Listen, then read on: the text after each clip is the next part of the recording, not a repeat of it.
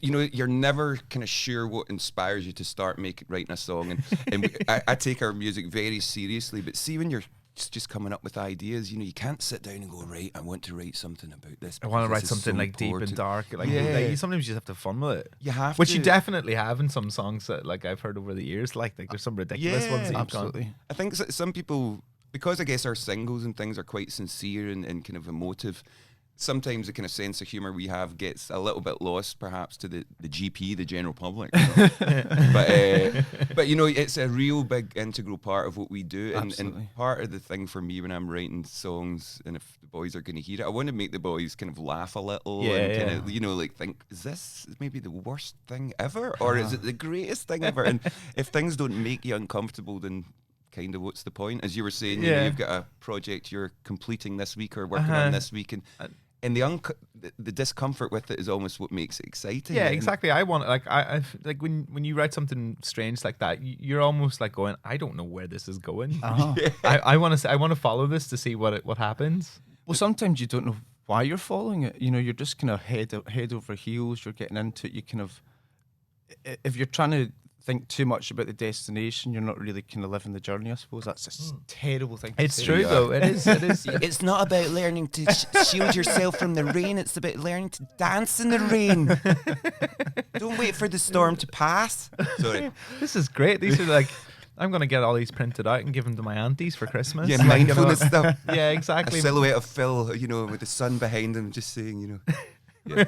That's our next merch line, Phil. I hope you don't mind. I think I like the sound of it. Do you know, I want to come back to the demo. I want to digress for 2 seconds because there's been something that's frying my head all day when it comes to your music. I was looking for a song that I remember hearing, and I'm not sure whether it was a Biffy thing or it was Marmaduke Duke, but I've been humming it all day and I can't find it online. And the refrain, not the refrain, but the lyric is "Skin the motherfucker alive." Oh yeah, skin the motherfucker alive. Yeah, that's Marmaduke. That's Marmaduke. Is it? Yeah, it's called. What's the name of the song? I couldn't like. Skin the mofo. Is it? Skin the mofo. Jeez, you think I would have? I know. Just a variation. Figured that out. Like, yeah, that's my last name's Taggart. Like, I'm meant to be a cop. I know. Come on. I descended from Scottish detectives. You have the mind of a sleuth. We can tell. We can tell. Yeah, coming back to it, like what era was that? Like what like sort of like timestamp? Like what record was that before? It was just as I guess Only Revolutions was about to be released, kind of thing. You know, so whenever we finish recording a record, generally I have a kind of outburst of new music, just because the kind of pressure's off. You finish a project and stuff just kind of falls out, and that was kind of in the first round of songs for Opposite, I guess. We were talking about it earlier, actually, you know, because we were looking for demos that we'd had throughout the years, and the weird thing is for our first 4 records, we didn't actually demo any songs. Like, you know, we kind of laugh about it a lot, but I was a nightmare for years because I just had to retain all the music in my head. And which sounds so bizarre, but this is before, you know, you could record quickly on your mobile. Yeah. We maybe did a mini disc when we started back in 19 Canteen, and but it was really weird because the demos only started. You found one for. I found one for the Captain. The Captain, yeah, which was basically just an exact version of the song with a fake drum. Yeah, you know, it was just something I'd done at home in a keyboard or something.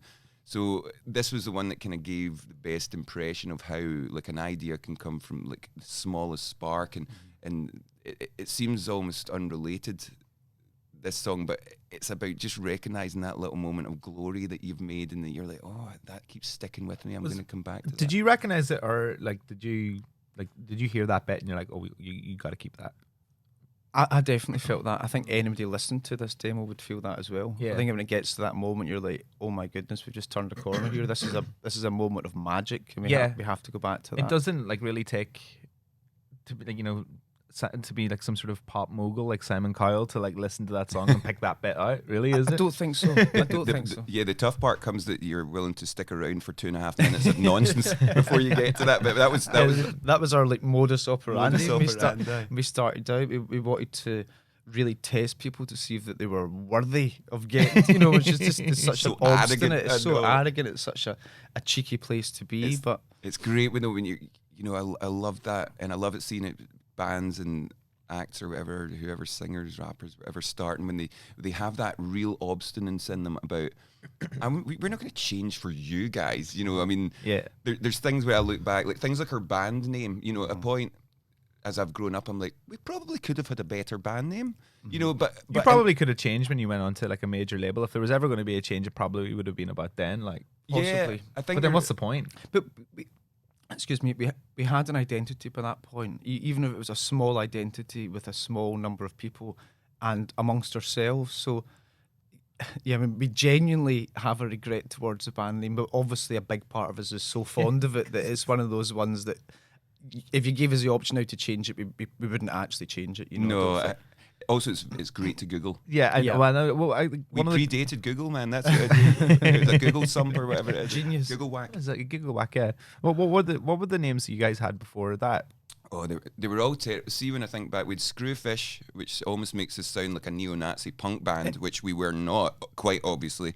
But yeah, we'd some really bad. The very first band, me and my two friends at school, we were called Pump and Chub, which is not PC at all. But it was a variation. Pumping or pumping? Pump, chub, like guns, roses. Pump and Except chub. it was because I had a pair of Reebok pumps, and one of the guys was chubby, and he was up for it. And it's just such a '90s thing to do, you know, that way when you're 12 years Yeah. old. Where, like, you have the name of your band, you have everything apart from any music. What happened, Chubb? Did he go solo? I haven't heard from Chub in a while. Thinking of you, Chub. Yeah, he might be big in like like South America. He's or probably a hip hop Japan. mogul. You Yeah. know that way, like runs beats or something like that. But like, yeah, I'm always interested in like I would never ask you about the Biffy Clyro name because I'm way too much of a classy broadcaster for shit like that. I'm not like one of those like. You know when you go to like the European festivals and you like step off the stage and there's somebody from a radio station that has no interest in your music and probably isn't playing it. That's never happened. So what is it about Biffy Clyro? What does the name mean? Why should we listen to you? You look so bad, but your music is so beautiful. It's like, oh, thanks, man.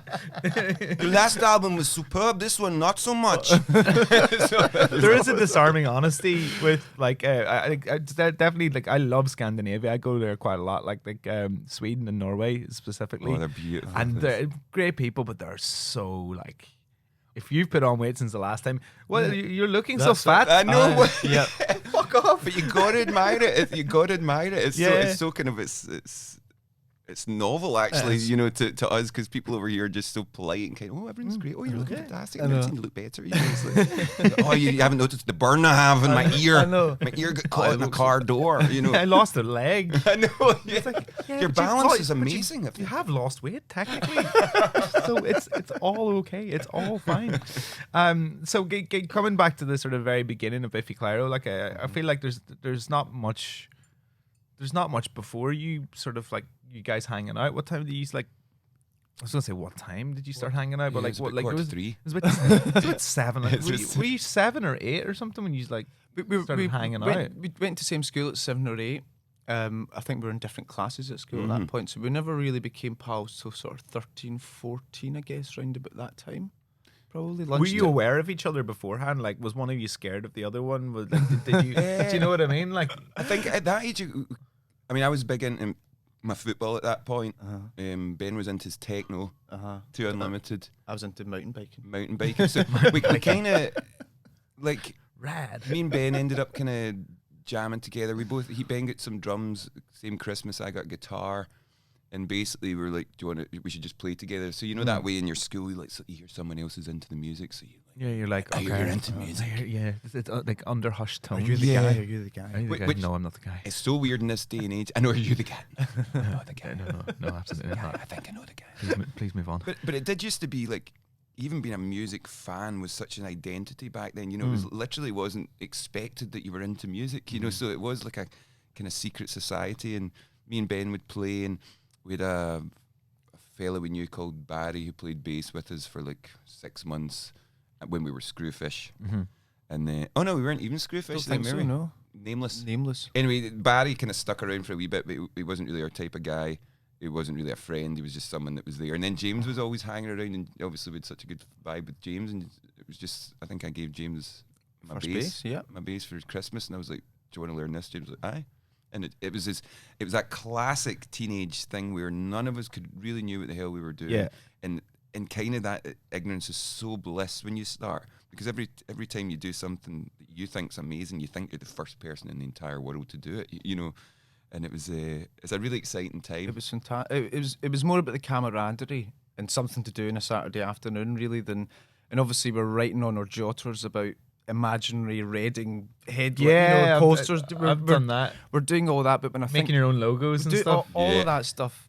But when I think back, that is very much, even then, like a pipe dream. You know, in some ways it felt like, and it was more about hanging out, pissing off our parents. But I think that's it. Like when you start skating when you're a kid, it gives you a little identity. You know, everybody goes skating together, and you start playing football in a football team. You know, you've got your own little hub of people, little clique. Do you know what I mean? It's very, you kind of need that, and you almost like crave that as a teenager. Like all you want to do is be independent, because you're the only person in the world that feels like you, but you want to be in a group of like-minded people. Yeah, I know. Yeah, exactly. that are into exactly the same things.